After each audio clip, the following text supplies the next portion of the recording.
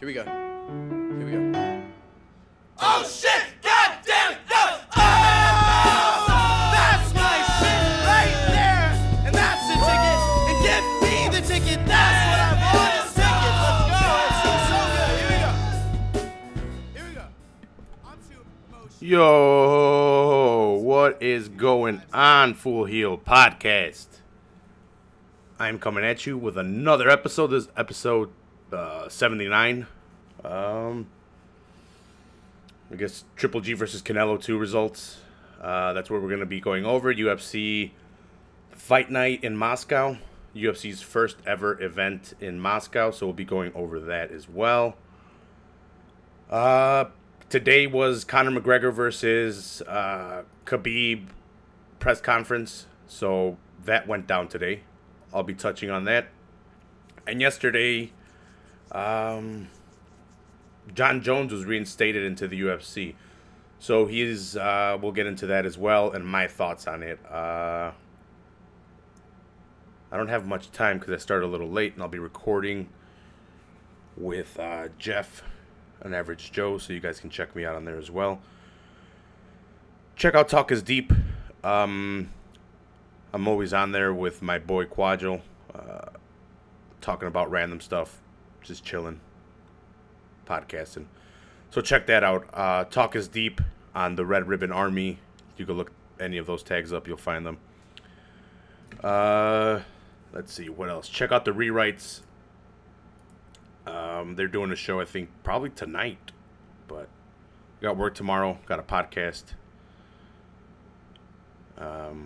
I got a big day tomorrow. I got a big meeting with the boss, with the top dog. Not even like. So this is the owner of the company. Tomorrow I'm gonna have a discussion with him as to what my future is within the company. I don't want to get much into it just because I don't want to say much on that. I don't want to jinx anything. I don't want anyone to, whatever. So I have a supervisor. I have a plant manager. And then there's the owner. Supervisor knows what I do. Plant manager, not so much. Owner, he knows my position. Let's just say I'm a guy that helps out a lot, and I get asked to move around a lot, different departments, different areas, and I was done with it. I said no. I want to know what my future is, so I got sent home. I got disciplined. I got sent home, but they say sometimes you gotta ruffle feathers around you to get what you want, to get what is deserved if they're not giving it to you. No one's going to give you shit. No one is going to give you anything. Unless they're your loved ones, primarily family. But no one is going to give you anything. No one is going to hand you anything. No one is going to put you in a position unless you fucking take it. You got to grab it by the fucking balls and take it. So I'm just tired of being in what I felt was a stagnant position, and I'm trying to further advance my position within the company, and that's where we're at. We've had a couple meetings, and tomorrow will be the third. And I guess I could be more professional on my level, just on the fact that it shouldn't have to be stated what I deserve. And I felt I'm a nice guy, so I felt walked on a lot of my life, and maybe this wasn't one of those times, but I don't know. I just felt like I was not being given the chances that I deserved. So I complained about it. And I refused to, so I got disciplined, and I had talks with the owner, so we'll see. We'll see what what I can get. Hopefully I haven't said too much. Hopefully I haven't fucked myself over in any which way. But no, I hope not. Donkey Stable is not going to throw me under the bus. Oh, I don't think so. I don't think I ever mentioned where I work either, so. Yeah. So, yeah. That was my Monday. That was my Monday, and that's been my week. And, I actually went in and handed my 2 weeks on Tuesday just because I listened to a bunch of podcasts and I listened to a bunch of inspirational stuff by Joey Diaz, and it said follow your dream and stuff like that. Doesn't mean I'm not going to, but it just means I'm trying to further my position within the company, get more money, so I am in a more comfortable position to get more stuff for the studio, we'll get shirts, get a bunch of stuff, try to further advance the podcast, buy domain names, all that crazy stuff. So, yeah. Trying to be a big shot, I guess, right? You guys gonna turn on me and shit? No, but I want to thank everyone for tuning in, everyone for downloading. I see it. Some weird countries, but, well, not even weird countries, just, I guess, weird as to listening to a podcast in English about fighting. So I got some downloads from, like, the Middle East, like the United Emirates. Shout-outs to Canada. Canada's been going strong. They're, I think they're second in downloads. United States is one. Not sure what 3 is, but I think Spain comes in there as well. So shout-outs to those countries for downloading. I get to see some of that information sometimes. Sometimes I check it out. Not as much as I used to in the first year. I tend to stay away from it more, just because you're always looking at numbers. You know, I do want the podcast to grow, so please share and subscribe, like, drop your review. It really helps out the show, and just share. Just more eyes on it. Maybe more people like it. But let's get into it. So, Canelo Triple G was this weekend. I went over to my boy Johnny's house, Johnny the Body Ventura. He was here last Friday. We did a podcast on it, on our picks on who we thought was going to win. Quadro was here as well. And I said if it went to decision, they were going to give it to Canelo because of the way the judges are. It being in Vegas and stuff too. Said if it was knockout, it was by Triple G. And I know that's bullshit, so I said I have to go with my boy Canelo. I'm Mexican. I think it's going to be a close fight. Me and Johnny both sided with Canelo. I just thought Canelo had more places to advance, more places to change his game.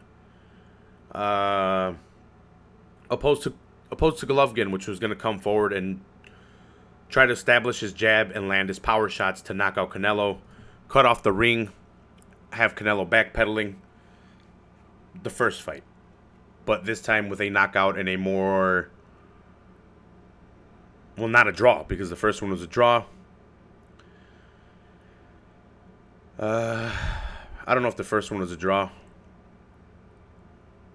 It was this one was a lot closer of a fight than the first one. The first one was given a draw. I would have probably, on points, I would have given it to Triple G.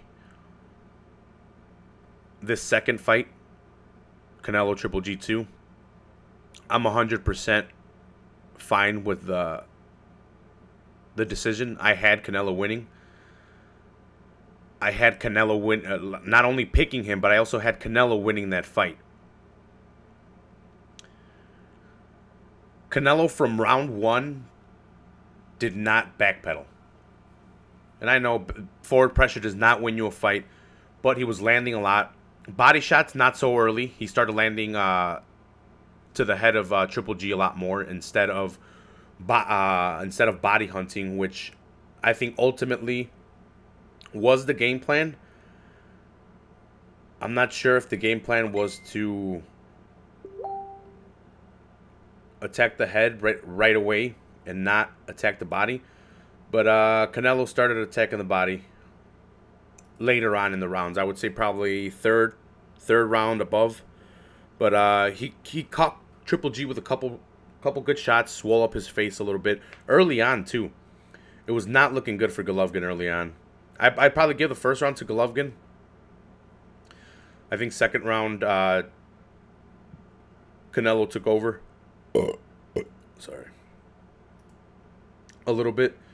And started, again, his forward pressure won him this fight.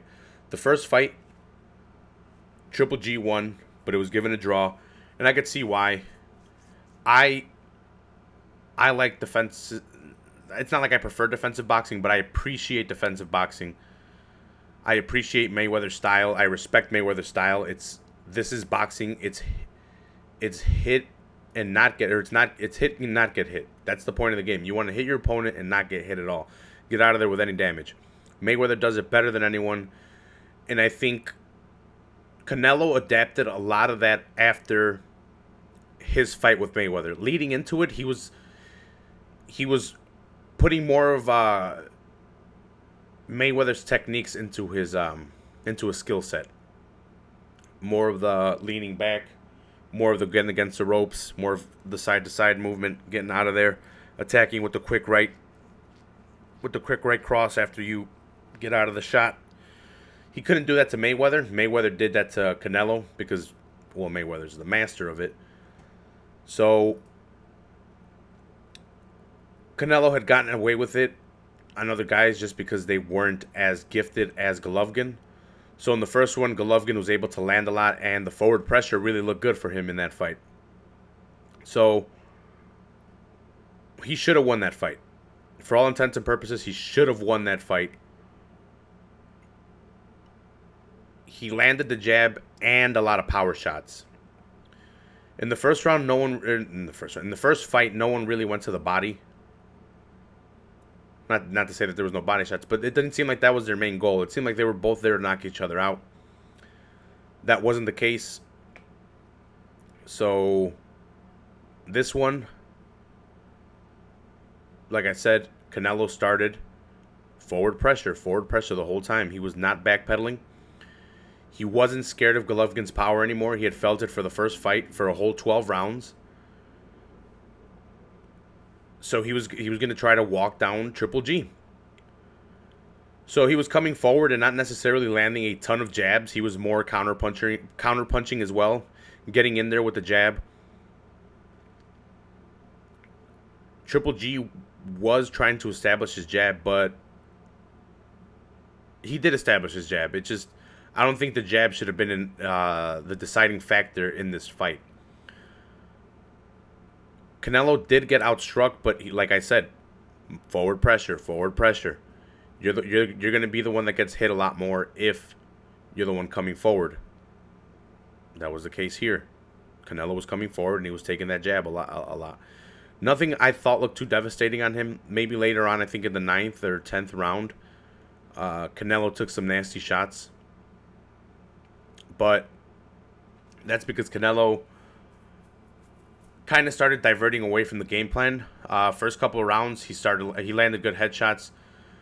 3rd, 4th, 5th, I think he started working the body more and started attacking the body heavy. And you can see it in Triple G. Triple G was covering those body shots a lot more. Instead of when he first kind of received them, he was kind of just whatever, just trying to walk through them. Eventually, Canelo finds his home with the body shots, and Triple G kind of just looks uncomfortable because now his jab isn't going to be the same. Now he's worried about the body shot. So his hands can't be all the way up anymore.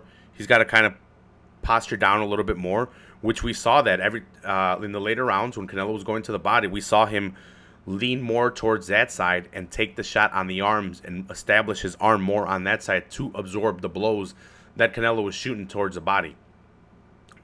Those body shots were really effective. I wouldn't agree that this fight was a robbery. A lot of people were yelling robbery. The first fight, I think it was a robbery in terms of it shouldn't have been a draw. It should have been it should have been awarded to Triple G because he won that fight. This one, I think, was really close, and I wouldn't call it a robbery if they gave it to Triple G. But I 100% agree with the decision that Canelo won. Forward pressure, body shots, took Triple G out of his game plan as best as possible.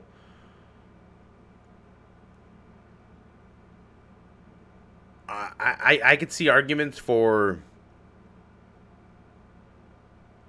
Triple G, but nothing that would sway me. Nothing that was more effective than what Canelo did. And the scorecards were really close. One was a draw, and then the other ones two had Canelo, so it was a split decision. I think it was 115, 113, 115, 113, and 114, 114. So I think those were the scorecards. I haven't looked at the scorecards, and I haven't seen the fight since Saturday. But shout outs to my boy Johnny for having the fight, for inviting all of us. He projected it. He had this crazy ass little phone projector. I knew they had them, but I didn't know how good they were. So even on fucking Johnny couldn't even put out a fucking sheet. I hope you're hearing this, Johnny. You could have gotten a fucking sabana, gotten on a fucking ladder, and putting that bitch up, and it would have looked so much smoother than on your fucking goddamn siding. I picked the spot right by the laptop, so I got to see the fights pretty well. I don't know why I'm talking about just this one. Chocolatito won by knockout. I forgot who he knocked out. And then we had Lemieux versus O'Sullivan. Sullivan was talking mad shit. O'Sullivan was supposed to face Triple G before Triple G faced Tarvarian's guy. His last fight right before Canelo, after the steroid scandal, or after the taco scandal. He fought some, I think the guy was Iranian. I'm not sure.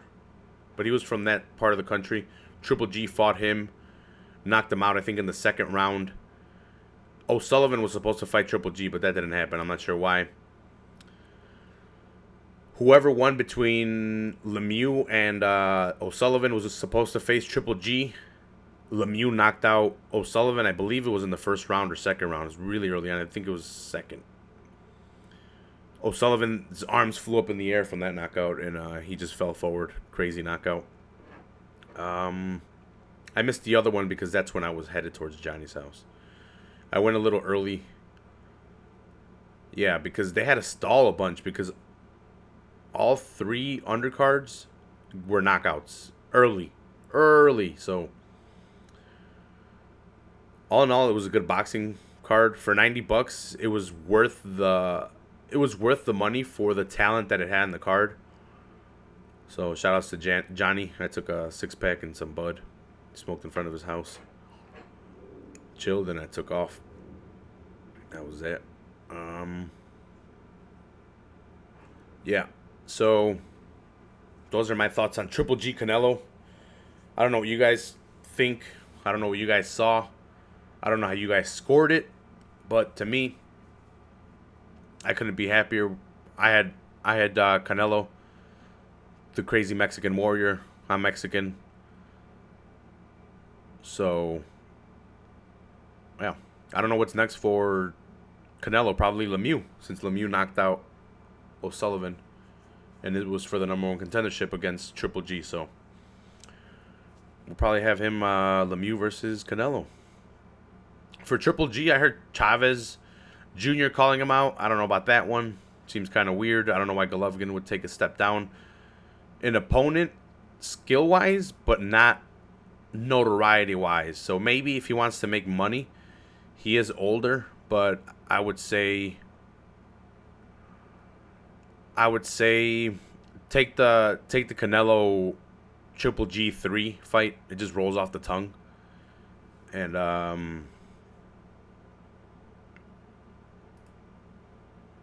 yeah, so they should make that one. Before that Chavez Jr. fight's always going to be there. I don't know who told me that. That could be a fucking lie I heard. Some guy at work told me it. But I think Chavez Jr. was calling out Triple G, which is a horrible mistake. Yeah, shout outs to Johnny in the chat. He says they're gonna make 3. They should. They have to make 3. 24 good round or fantastic rounds of boxing. And Yeah, they gotta make the third. First one was a draw, which was bullshit. Second one, Canelo took away Triple G's 4 belts. We gotta get him back, or not? We gotta get him back. He's gonna try to get him back. Yeah, we'll see.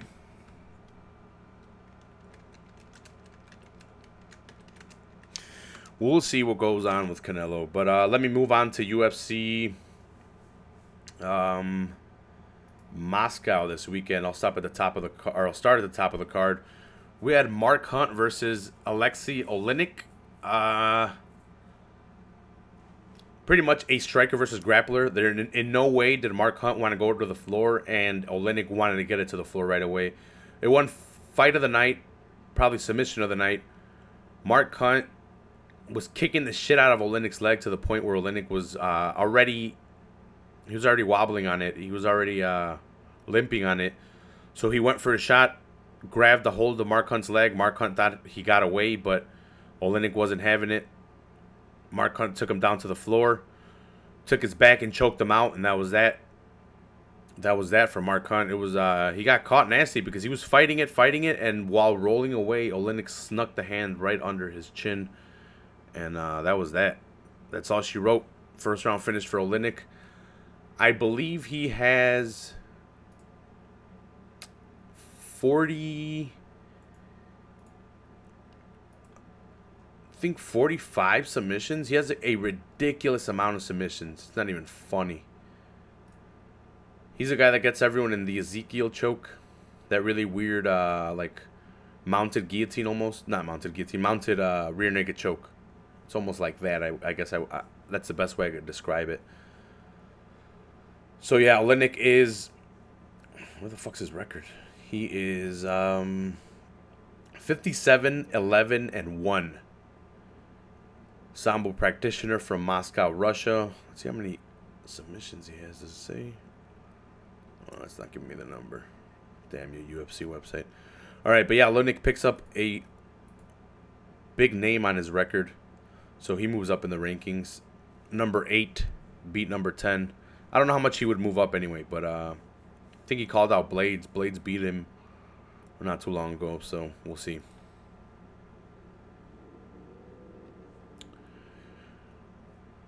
Let's see. John Blachowicz versus Nikita Krylov was in the co-main event. Another performance of the night. John Blachowicz has picked up, I think, 4 or 5 wins in a row. And each one more and more devastating for him. So, Blachowicz, I forgot who knocked him out early on. Patrick Cummins beat him in a 3-round decision back in 2017. Yeah, he's had a lot of fights. So, in 2017, he had 1, 2, 3, 4. He had 1, 2, 3. He had 3 in 2017, and he's had 2 now. He got a second-round submission on Nikita Krylov. Krylov left the UFC for a while, came back.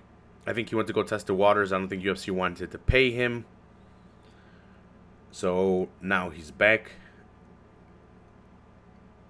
I think he's been back. I think he got a quick round submission last fight, but that didn't matter. Krylov got pieced up by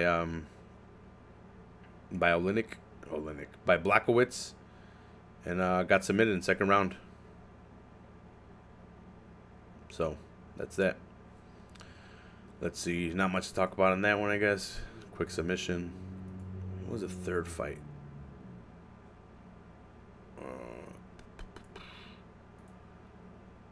There's a lot of Russians on this card. Okay, Andrei Arlovsky versus Shamil Abdurakhimov. It was a boring fight.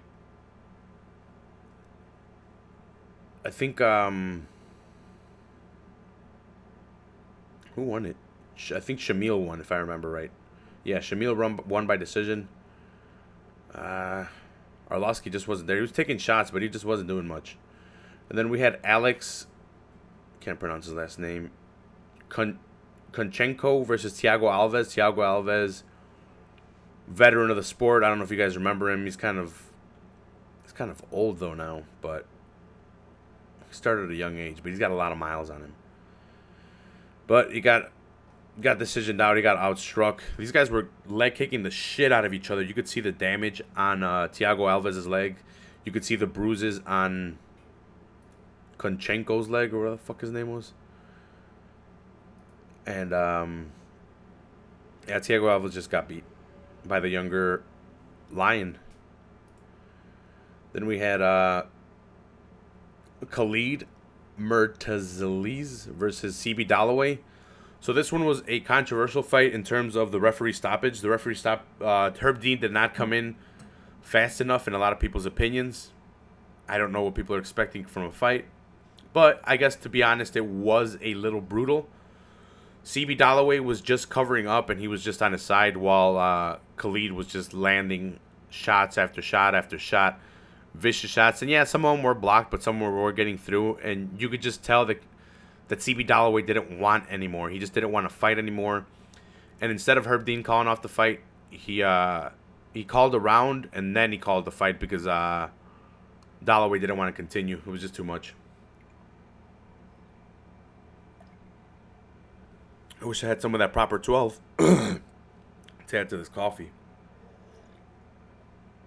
I should fucking finish drinking my coffee before I start talking.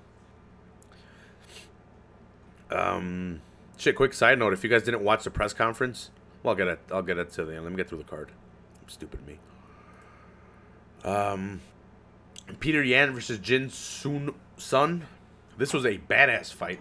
Peter Yan getting the decision victory. He couldn't stop Jin Soon Yoon, but he was landing a ton of good shots, showing off his skill set. He outstruck him 115 to 63, 100 significant strikes. They were all almost significant strikes. No takedowns on his behalf, no submission attempts. He wins a very dominant decision, so hopefully we get to see more of Peter Yan. And then, let's see. We had Rustam Khabilov versus Cajun Johnson. Rustam was just too much for Cajun. Too much forward pressure, too powerful. Better wrestling. Not so much in the striking department. That's because Cajun has that side-to-side movement where he stays on the outside of the cage. And he tries to counter you and just get in and out, get in and out. Khabilov, good striker. Fantastic wrestler. Stops Cajun Johnson. Then we had, let's see, Magomed Ankalaev versus Marcin Perchenko. Marcin Perchenko got whooped.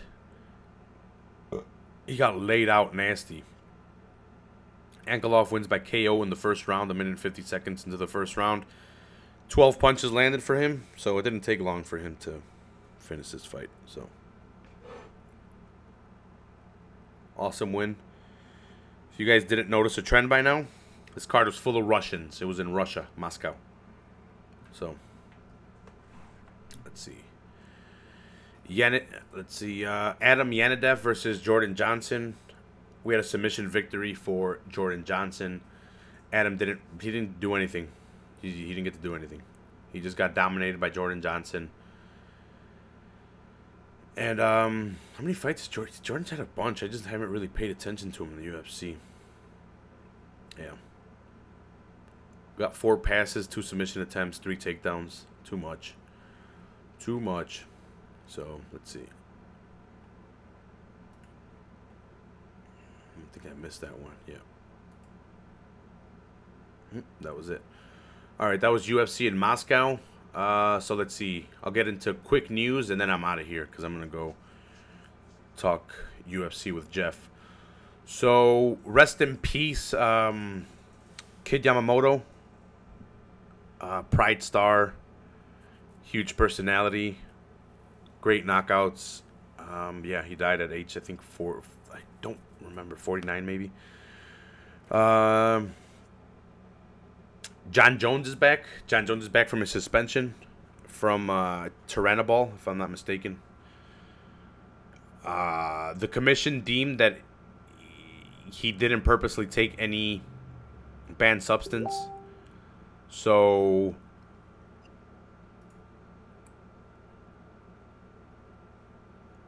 he didn't take any banned substance, he didn't knowingly take any bad substance, trying to do it in a cheating manner.